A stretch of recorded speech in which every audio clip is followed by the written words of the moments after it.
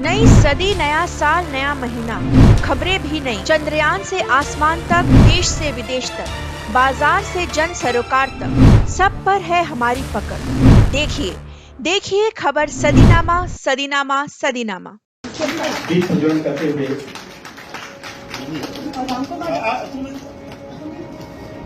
हमारे मुख्य अतिथि डॉक्टर राम कुमार ये हमारा प्रेमालाप है। परिषद की अध्यक्ष डॉक्टर कुसुम खिमानी जी, श्री मुकद्दम आइए। इन्होंने एक इतने बड़े राइटर है कि 50 किताबें हैं इनकी, और इन्होंने एक ऐसा नम्रता से भरा हुआ पत्र भेजा है मुझे कि मैं तो उसको उठा नहीं पाई उसके वजह से। ये है श्री मुकद्दम, और अभी मुझे कह रहे नहीं आप पहले दीप प्रज्वलन। अरे आप दीप प्रज्वलन करेंगे तभी तो रोशनी होगी। ये श्री मुकद्दम मलयालम।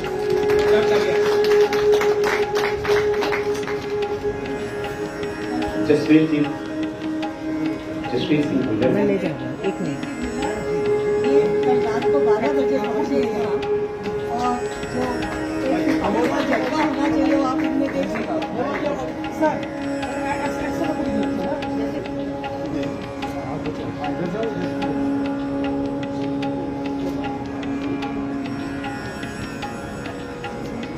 हो गया था ग्रुप फोटो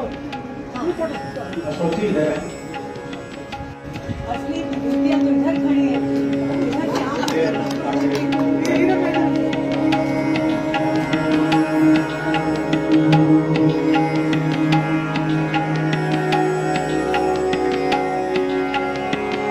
और इनके सम्मान में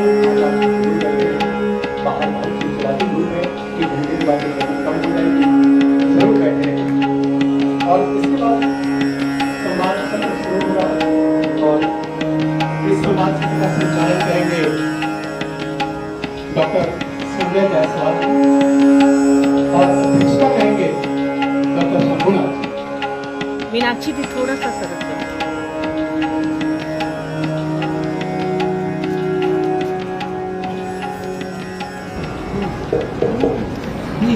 आदरणीय गुरुजनों, प्रिय मित्रों,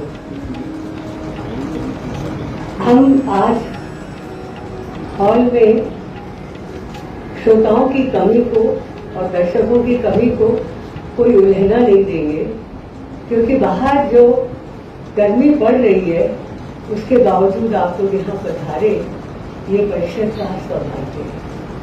और इस बात का परिचायक है कि आप लोग कितने बड़े साहित्य प्रेमी हैं कि यूं के थपेड़े खाकर भी आप यहाँ पधारे हैं। वरना किसको क्या पड़ी है, कौन कहाँ लिख रहा है और कहाँ छप रहा है, पर आप लोग आए, ये हमारे लिए परम सौभाग्य है। हम आपका तहे दिल से स्वागत करते हैं, और मैं हमेशा महसूस करती हूँ कि जब आप जैसे सरस्वती पुत्र हमारे बीच में आते हैं तो अपने साथ मौसम भी लाते हैं। जैसे मुझे तो ऐसा लग रहा है कि जब से ये साहित्यकार आए हैं, ये बरसती लू में भी मुझे तो बसंत की अनुभूति हो रही है। इनका आगमन, इनके विनम्रता, इस सब ने हमें तुम्हारे मुझे कहता था और तो मैंने रकम बोल देना। तो ये ऐसा है कि सचमुच ये परिषद का सौभाग्य है कि आज हमारे साथ इतने सारे साहित्यकार जुड़े हुए हैं, और वो हमारे आह्वान पर सदियों का देश है। तो नहीं सब जानते हैं, मैं मानती हूँ कि भारत भाषाओं का देश है। आप ये देखिए कि ऐसी कौन सी भाषा है जिसमें यहाँ साहित्य नहीं रचा जा रहा है। हम सही कहते हैं कि जब कभी हम पुरस्कार के लिए चयन करते हैं तो हमारा मन करता है कि हम 20-25 पुरस्कार दे दें।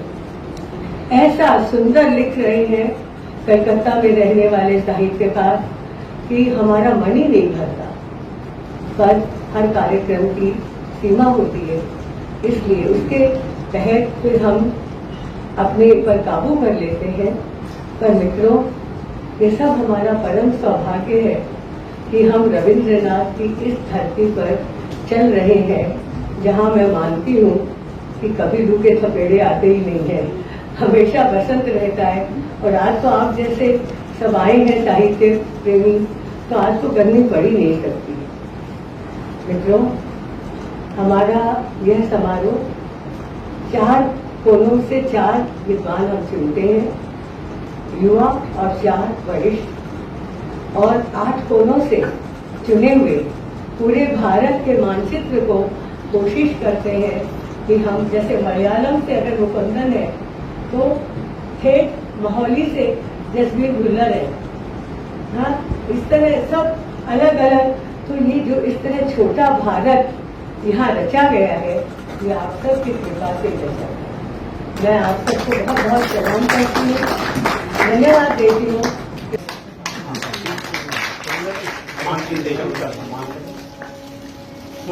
प्रदान करें।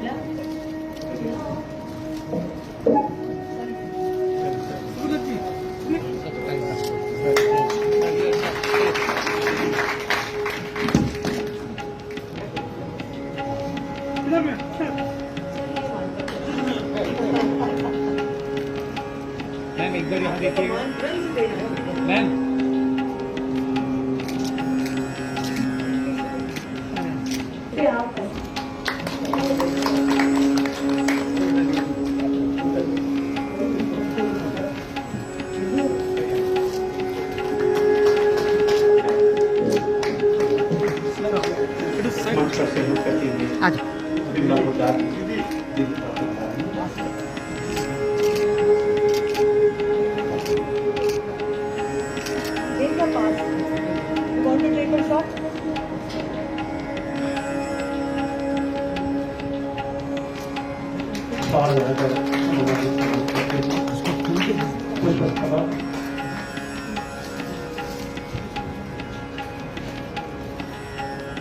मानसिक प्रदान करेंगे डॉक्टर राम कुमार मुखोपाध्याय।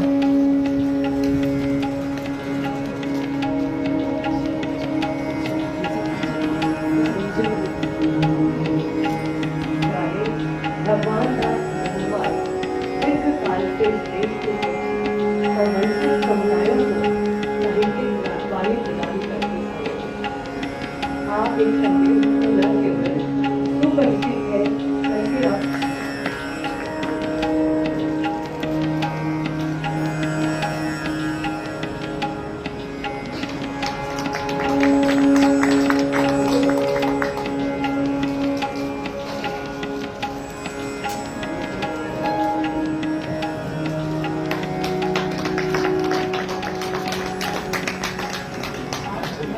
मान पत्र प्रदान करती हूँ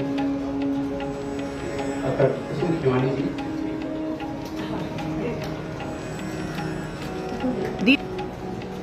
चलिए इस बहाने हम लोग की भी फोटो उतर जाती है।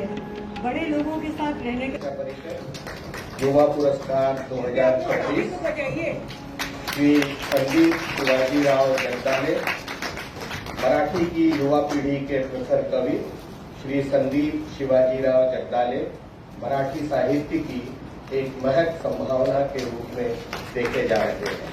आपने अपनी कविताओं के संसार में लोक शेखर पालीवाल जी एक नए अनोखे आलोक पुंज के रूप में सम्मानित होते हुए गुंजन सिंह जी, शॉल उठाकर सम्मान करती हुई बिमला पोदार जी, मान चिन्ह प्रदान करेंगे डॉक्टर राम कुमार मुखोपाध्याय जी,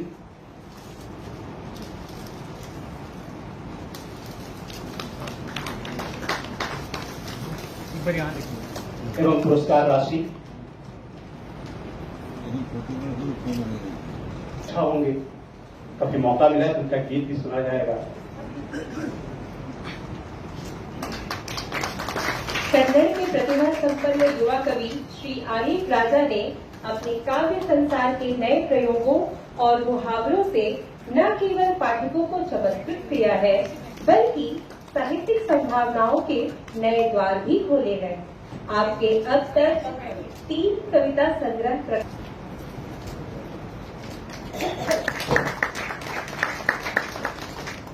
पत्रकारिता तथा अपनी सामाजिक सक्रियता से सुश्री जसिंता केरकेट्टा ने हिंदी और हिंदी के बाहर के सांस्कृतिक जगत में अपना एक विशिष्ट स्थान बनाया है। आप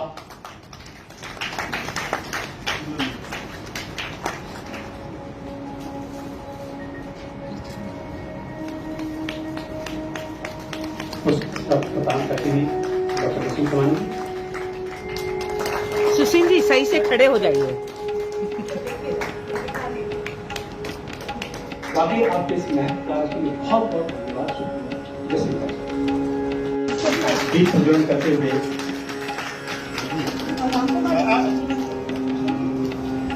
हमारे मुख्य अतिथि डॉक्टर राम कुमार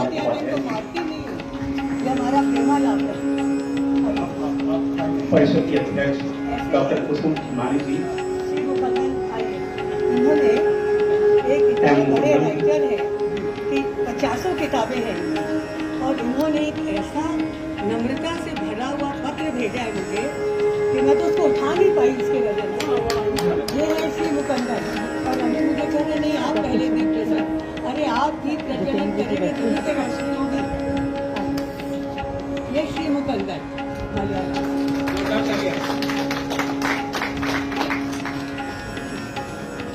जसवीर सिंह भुजर ले जाएंगे एक मिनट। ये कल रात को 12 बजे पहुंचे यहाँ और जो जगह होना चाहिए वो आप इनमें देख सकते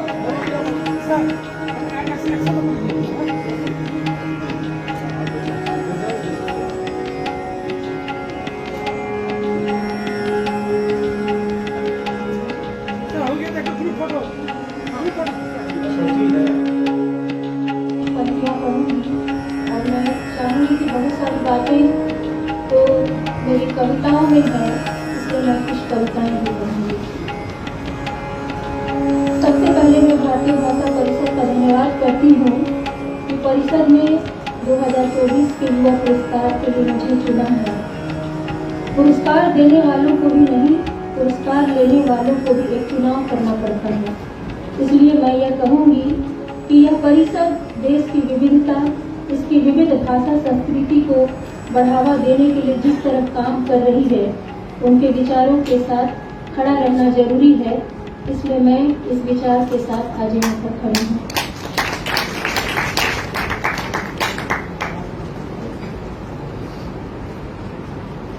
वर्तमान सभ्यता अपने आप को नए सिरे से गढ़ रही है। यह ग्लोबल गांव की तरफ बढ़ रही है। अब तकनीक के युग में पूरी दुनिया एक दूसरे को प्रभावित कर रही है। पहले भी दुनिया एक दूसरे से जुड़ी हुई थी और एक दूसरे को प्रभावित करती थी, पर उसके प्रभाव का एहसास जमीन तक बहुत धीरे धीरे पहुंचता था या कभी नहीं पहुंचता था। लोग अपनी अपनी दुनिया में जीते थे और बहुत से ऐसे प्रभावों के बारे नहीं जानते थे जो सीधे सीधे उन पर पड़ता है। समाज में ऐसे खेमे या खाने मजबूत थे जिसमें तय था कि हाशिए पर रहने वालों की आवाज उसी तरह बीच रास्ते लुप्त हो जानी तय है, जैसे तारा टूट कर कहीं गिरता हुआ लगता है, पर वह आंखों से कब ओझल हो जाता है पता भी नहीं चलता। हम कभी नहीं जानते कि वह जगह कौन सी थी जहां वह लुप्त हुई थी। हमारे दिमाग के भीतर चीजें बहुत दूर दूर रहती थी। पास का शहर भी बहुत दूर लगता था। गांव के जिला मुख्यालय तक पहुंचना भी विदेश जाने की तरह लगता था। राज्य के बाहर जाना तो बहुत बड़ी उपलब्धि थी और देश को ठीक ठीक या पूरा पूरा जान पाना तो इस जन्म की बात नहीं लगती थी। लोग जो पढ़ते लिखते हैं वे थोड़ा थोड़ा देश को जानते चले जाते हैं, तब भी हर कोई इसे अपनी जमीन से ही देख समझ पाता है और उसी हिस्से पर घूमता रहता है। इसे पूरा पूरा जानने, समझने, महसूस करने के लिए संभवतः या एक जीवन कम है। जो यात्राएं करते हैं उनके लिए भी देश दुनिया को पूरी तरह जान पाना संभव नहीं है। यह जानना बहुत धीरे धीरे हो रहा था। बहुतों के लिए बहुत धीरे धीरे जानना भी बहुत धीरे था, पर इधर धीरे धीरे जानने की गति वर्तमान सभ्यता में तेजी से बढ़ गई है। आज जिस सभ्यता में हम जी रहे हैं उसमें बहुत कुछ जो आंख की कोर में रहती थी, पानी की तरह कोई भी पढ़ सकता था उनका चेहरा। पर इस शहर ने शहर की भाषा नहीं जानने पर जंगली कहा, उनका मजाक उड़ाया, उन्हें नीचा दिखाया। एक दिन हम बड़े हुए, माँ बाबा ने गांव की भाषा छिपा ली और शहर में जिंदा रहने के लिए हमें सिर्फ शहर की भाषा दी। पर इस शहर ने फिर अपनी मातृभाषा नहीं जानने पर हमारा मजाक उड़ाया, हमें नीचा दिखाया। एक दिन हमने जाना, दरअसल बात यह नहीं है कि हम क्या जानते और क्या नहीं जानते हैं। असल बात है कि इस शहर को एक ही भाषा आती है, अपने से भिन्न हर मनुष्य को हमेशा नीचा दिखाने की भाषा। आज हम दुनिया की तमाम भाषाओं में कहना चाहते हैं अपनी बात, पर संदेह है कि यह शहर समझता है अपने से भिन्न किसी भी भाषा की बात। माँ से बाबा ने कभी प्रेम नहीं जताया, इसलिए हम भी कभी बाबा से प्रेम नहीं कर पाए। इस बात के लिए भी उन्होंने हर बार माँ को ही जिम्मेदार ठहराया। एक दिन हमने महसूस किया बाबा को माफ किया जाए, अपना दिल साफ किया जाए। इसलिए जब वे बूढ़े होने लगे, हमने उनको फिर से संभाल लिया और लगा इस तरह पश्चाताप किया। पर बहुत दिनों तक एक बात सोचते रहे, हर स्त्री हर बार हर आदमी को इसी तरह माफ करती है, उनके लिए अपना दिल साफ करती है, पर वे जो इस धरती पर जीवन भर स्त्रियों के साथ इंसाफ नहीं करते हैं, आखिर वे किधर जाकर पश्चाताप करते हैं। मैंने सबसे बारी बारी पूछा और धीरे धीरे सबका विवाह हो गया, पर मुझसे इस बारे कभी कुछ नहीं कहा। एक शाम मैंने उनसे पूछा, माँ, इस विषय पर तुमने सिर्फ मुझसे ही क्यों नहीं कुछ पूछा? कुछ देर तक चुप रही वह, फिर धीरे से बोली, अगर दोबारा कोई जीवन मिलता मुझे तो मैं फिर कभी विवाह नहीं करती। तुम में मैंने हमेशा खुद को ही देखा, शायद इसलिए तुम्हें विवाह के लिए कभी नहीं सोचा।